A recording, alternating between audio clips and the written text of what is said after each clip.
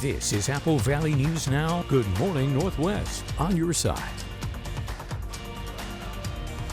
Good morning, and thank you for joining us for Good Morning Northwest. I'm Jessica Jalal. It's Friday, March 29th. We are still having issues with our videos playing properly. We did have it up and running for a few hours, but technology decided not to cooperate again. However, we are hard at work trying to get it up and running again soon so that we can bring you all your important news. So thank you for bearing with us, and we'll always have everything that you need to know on our website. That's applevalleynewsnow.com and our app. For now, let's dive into your top headlines. Starting off in a crime alert, the Kennewick Police Department is asking for the public's help in finding a suspect. The pictures of the suspect are on your screen. They are suspected of shoplifting from a local business.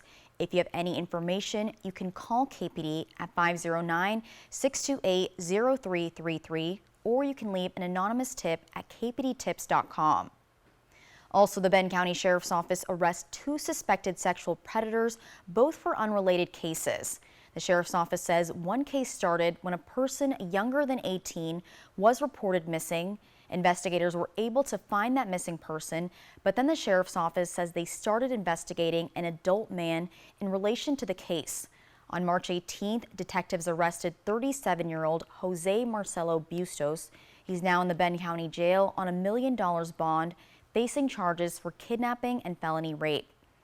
The Sheriff's Office says days later, they found a missing child from Nampa, Idaho, which is just outside of Boise. They were found at a home in the Kennewick area. Officers arrested 20-year-old Austin Holbrook. He's now being held on a $500,000 bond, facing charges for felony rape of a child.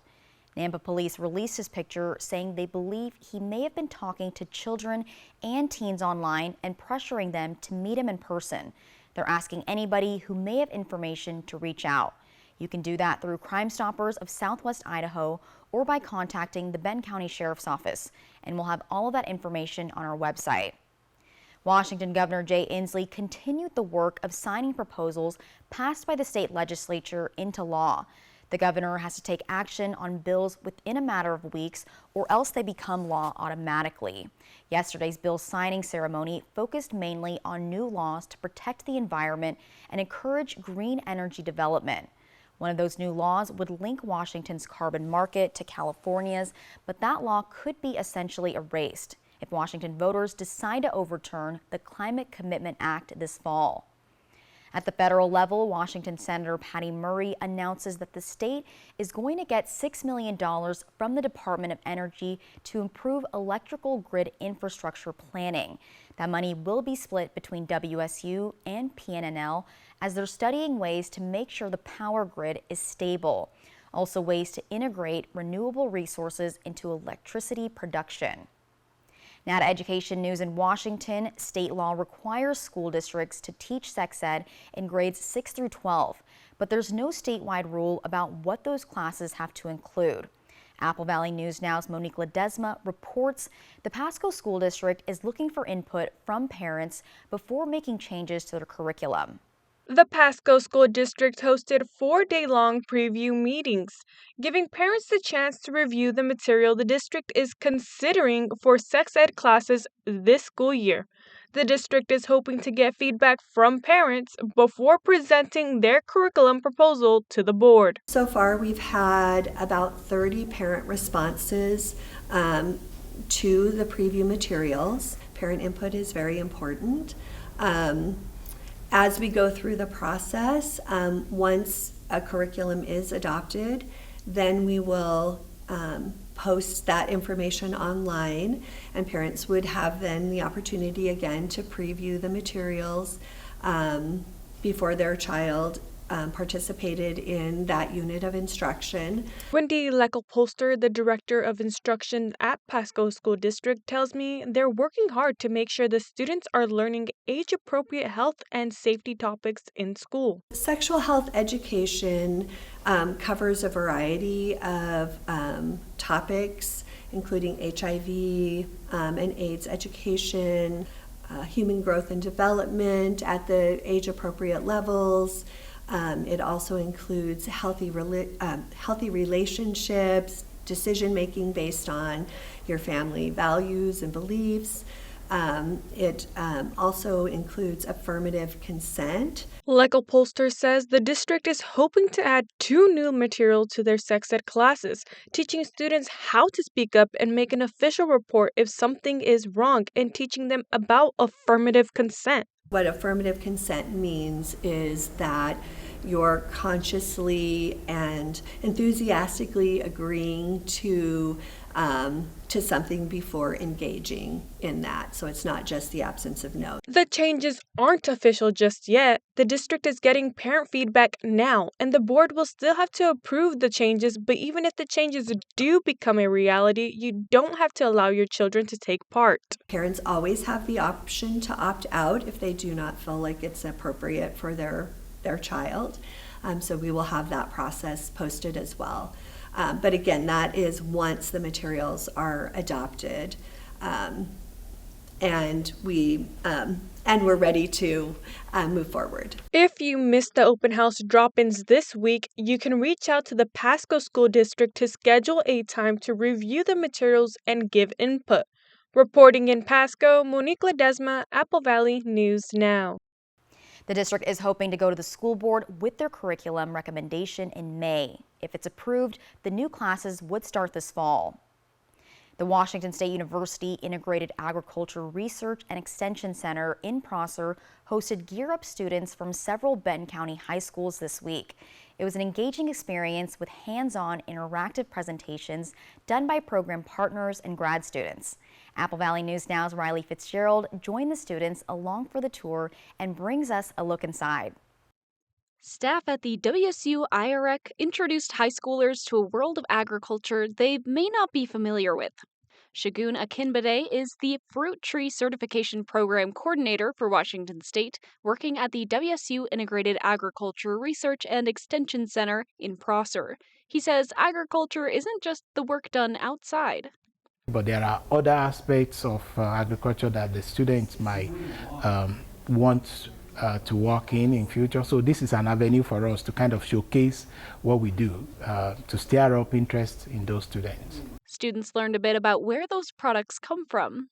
When they go to grocery store to buy, say, apple, for instance, there are so many things that goes into producing those apple fruit trees. So those are the things that we are kind of, exposing them to so that they are aware that it's not just planting trees and plugging your apples, but there are so many other background things, before you have your final product. 21 students from Columbia, Kiona-Benton, Riverview, and Prosser High Schools, along with staff, were introduced to several of the different programs going on at the Research Center. Researchers got a chance to shine and create engaging and educational demonstrations. Research partners with the Washington State Department of Agriculture presented about nematology and how produce gets to store shelves. AgWeatherNet brought out top-of-the-line equipment used at weather stations. The Precision Ag Group showed off their drones. And students got the chance to get involved in the Fruit Lab with a cherry breeding demonstration. In fact, one of them was actually telling me that he would like to kind of work in this field, and so it's also an avenue again for me to let them know that they are always welcome to come in and apply. In Prosser, Riley Fitzgerald, Apple Valley News Now. Akinbade says there are also mentoring programs for students every year. He says this year, positions have been filled, but the faculty looks forward to more students applying next year. You can find more information about tours of the WSU Integrated Agriculture Research and Extension Center on our website, applevalleynewsnow.com. Yesterday was Washington State University's 134th birthday, which called for a celebration across all of the WSU campuses, including in Tri-Cities. The campuses celebrated Crimson and Gray Day with cake. Sophia Gorley is the president of the student body government at WSU Tri-Cities. She says the celebration was a great way to celebrate being a Coug on campus. I really enjoy seeing it. It makes me proud to come to school. It's not the main campus like Pullman, so we don't have as many big things going on as other campuses. So it allows us to just come together as a Cougar family. It gets everyone really involved. We had faculty, staff, and students come down today. So to see them all come together and participate in the event was huge for us. And we just love creating the most connected campus here that we can. If you missed a celebration, Gourley says that their next one is Crimson Fest. That's coming up April 12th from 3 until 6 p.m. outside the Student Union building, and everybody is invited. Continuing coverage on a fraud investigation by the Washington State Auditor's Office, it found thousands of dollars in taxpayer funds that was paid to Yakima County Special Purpose Districts were misused between January 2019 and June 2023. Apple Valley News Now's Emily Goodell tells us the investigation began just a year ago with a single drainage district concerned about their bookkeeper's accounting. According to the reports, investigators quickly discovered that not only were those concerns valid, but that same bookkeeper was providing services to 6 other districts in the county. And we ultimately found that the bookkeeper had taken or had misappropriated funds, is our technical term, from each of these districts through a variety of schemes. According to the fraud investigation report, that included overdrawing funds without approval, submitting the same expenses for reimbursement to multiple agencies, and unusual payroll disbursements. She told our auditors that she was overwhelmed and that it was too much work and she had made mistakes. $9,151 in misappropriated funds, plus another $17,706 in questionable disbursements, money they couldn't prove was spent legitimately. The problem, most districts didn't have a written contract with her and had her writing her own checks without any oversight. This one's unusual in the sweep of 7 districts, but unfortunately we've seen similar instances of small governments losing funds across the state. Because they trust an employee without any checks or balances. And it's natural to trust people and to say that someone is a friend or they're known to you and they're going to help you keep your books. But it's just absolutely essential in government that we trust but verify. Have someone check the books. Most of those districts now requiring written contracts and 2-part verification on all payment requests. That bookkeeper no longer in charge of their financials, but as for any legal consequences, we forward that information to the county prosecutor. I reached out to Yakima County Prosecuting Attorney Joe Brusick, who says he's reviewed the report, but that the affected districts need to follow up with law enforcement. He said, quote, "I cannot charge someone merely on the state auditor's office report. Any charging decision cannot be made until it is investigated by law enforcement." You can read the full fraud investigation report on our website, applevalleynewsnow.com. Reporting from the Yakima Newsroom, Emily Goodell, Apple Valley News Now. Thank you, Emily. Now, people breathe, so do animals and bugs and plants. Well, according to researchers at PNNL, rivers breathe too. Apple Valley News Now's Alyssa Warner got an inside look at some research that's changing the way we understand our world. The sensors will measure different parameters. The YSI, which is down here that I already threw in, and that one measures dissolved oxygen. And then this one measures conductivity, pH, temperature, and turbidity. On the banks of the Yakima River on the first day of spring, field researchers are gathering samples and data. This might look a little weird because I'm going to fill it up 3 times and let it overflow. So this is for dissolved or inorganic carbon, and we want no air pockets at all in there. So we fill it up 3 times to make sure that we flush it out and make sure there's no air bubbles or anything in there. Breathing at its most basic level is getting oxygen in and carbon dioxide out. Your lungs do that automatically. With a river, the process is a little different. Green things that are in the river photosynthesize, and so they bring in carbon that's in the gas phase in the atmosphere, bring it into their body, and then they can hold on to it. But then there's other processes that will release the carbon. We want to understand really well what is happening in different river ecosystems under different river settings. And once we really have this understanding, we can put it into models. And these models are going to help us understand better the future of the world. Sometimes the data reveals something unexpected. One example, the aftermath of a wildfire that ripped through tens of thousands of acres north of Natchez in late summer 2020. Wildfires normally change conditions in nearby rivers, but that's not what happened here. We're going out there every month and we're like, we're not seeing anything. The burned site and the unburned site are the same. And then during snowmelt, so around May, we see this flash of difference. And so what was happening is that during that hydrologic connectivity between the upland environment and the river, we actually see this kind of influence of wildfire that's really showing up in this system. It's not just wildfires. Researchers are also looking at what happens when a river runs dry and then fills up again, something they call intermittency. Most rivers in the world go dry at least one day a year. Part of where the project is going is looking at cumulative disturbances, so not only wildfires in isolation or river intermittency in isolation, but together, and how the two of them affect the landscape. Now, one of the wonderful things about the research being done at PNNL is that this data specifically about what's going on in the rivers is being shared online for free for anybody to use. We have links to that over on our website.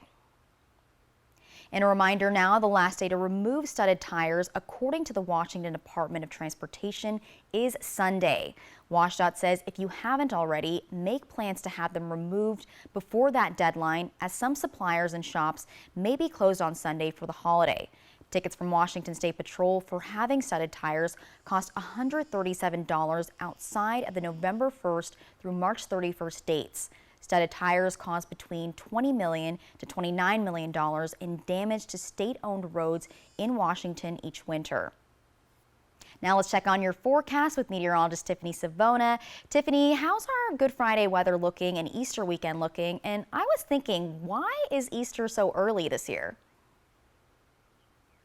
It is early this year, Jessica. I've gotten a lot of people asking me that same question. So let's break down the Easter formula, how the date is calculated, because it changes every year. So Easter Sunday is always determined to be the first Sunday following the full moon after the spring equinox. I know that may be confusing to think about, so let's break it down for you. The spring equinox this year was March 19th, but March 21st is used as the set date, so it doesn't change, but it really didn't matter this year if we use that date or not. The full moon was just a couple days ago. It was last Monday, so that means that the first Sunday after the full moon in the spring season will be this upcoming Sunday, which is March 31st. So it is early this year. Last year, it was in early April, and I want to talk about the weather that we saw last year because it was a bit dreary. We had showers at times, not much rain in the rain gauge, but we did have rain that was recorded on Easter Sunday. 70 degrees, Tri-Cities, 62 in Yakima, and 68 degrees in Walla Walla. Now, I think you're really going to like the forecast this year compared to last year. Temperatures this morning are into the low and middle 40s. We have 44 in Tri-Cities, 40 degrees Walla Walla, 41 in Toppenish, 34 in Yakima. So a chilly start out there, but we will be warming up nicely this afternoon. And our weather will improve as this upper level low continues to slide off to the south, bringing more wet weather to portions of California and the desert Southwest. We're going to keep it dry here across the Pacific Northwest. Then we'll see a pattern change emerge this weekend. High pressure will begin to build in. That means we're looking at a warm and sunny weekend for us here across the Columbia Basin. Let's give you that hour-by-hour forecast so you know what to expect on your Good Friday. We are going to keep it dry, maybe a stray shower along the foothills of the Blues, but notice any coverage would be pretty isolated, so chances are 20% or less in Pendleton and Walla Walla. Otherwise, we'll see a mix of sunshine and clouds. High temperatures will climb to where they should be for this time of year, upper 50s and lower 60s. 63 Tri-Cities, 56 in Walla Walla, 58 Yakima, and 60 degrees in Hermiston. Tonight, partly cloudy. We drop down into the low and middle 30s, a little bit colder across the Yakima and Kittitas Valleys, where temperatures will drop to 32 degrees or below in some locations. Tomorrow afternoon, we warm it up nicely. Lots of sunshine, pleasant, with temperatures climbing into the low middle 60s. The exception, right along the foothills of the Blues, Walla Walla will get close to touching 60 degrees. But I think everyone will be in the 60s on Easter Sunday. Plenty of sunshine. Winds will be on the light side, 68 Tri-Cities, 67 in Yakima, 62 in Walla Walla. So I think this year's forecast definitely beats out last year's forecast. 7-day showing that we continue that warm up. Look at Monday and Tuesday, low and even upper 70s on Tuesday, close to record highs that day. And then a big cool down arrives with our next storm system as we drop into the 60s and even 50s by the end of next week. And those rain chances could be going up. Yakima 58 today, 60s tomorrow and on Sunday, and then the 70s reappear by Monday and Tuesday. And that's great timing for all the kids that will be on spring break. Walla Walla 56, just a slight chance for an isolated shower. Then we're in the 60s for Easter Sunday. Not as warm as other locations, but still not bad. 68 on Monday, and we get a day in the 70s on Tuesday before we cool it back down Wednesday, Thursday with that chance for a few widely scattered showers. Hermiston 60 degrees, 64 on Saturday, 67 Easter Sunday. So enjoy the nice weekend. And next week, if you like the 70s, we have Monday and Tuesday for you to enjoy before the weather pattern gets a little bit more unsettled. But we don't have to worry about that for now. We just got to look at the weekend forecast and Monday and Tuesday of next week. Jessica. I'm glad we're getting the 60s and 70s this weekend and not next weekend. It's perfect timing.